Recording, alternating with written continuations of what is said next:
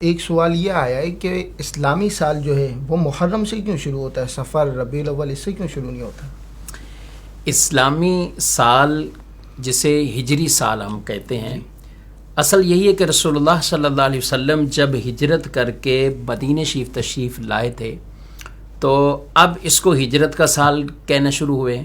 ہجرت کا پہلا سال، ہجرت کا دوسرا سال، ہجرت کا تیسرا سال، اس طرح اس کو یاد رکھتے تھے۔ پھر جس سال میں کوئی بڑا واقعہ ہوتا تھا لوگ اس کے اعتبار سے اس کو یاد رکھتے تھے، یعنی جنگ بدر ہوئی، جنگ احد کا معاملہ ہوا تو لوگ یہ کہتے تھے بدر والے سال، احد والے سال، اور اس طرح سے یاد رکھا جاتا تھا۔ پھر رسول اللہ صلی اللہ علیہ وسلم نے دنیا سے ظاہری پردہ فرما لیا تو اس طرح ہجرت کے سال تو شمار کرتے رہے، گنتی میں یہ تو آتے رہے۔ ہاں، پھر صحابہ کرام علیہ مردوان کا آگے جو دور ہوا، بالخصوص حضرت عمر رضی اللہ تعالیٰ عنہ،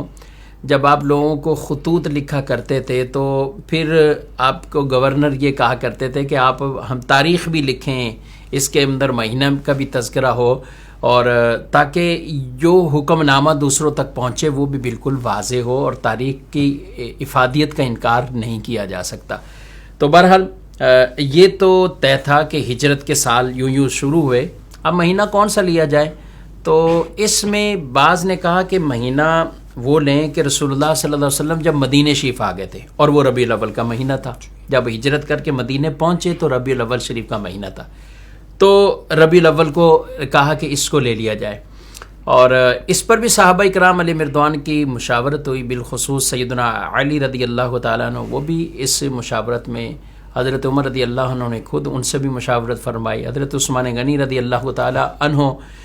جو پہلے ہی فرمایا کرتے تھے اور مشورہ یہ بھی وہ بھی یہ دیا کرتے تھے کہ اپنے سال کو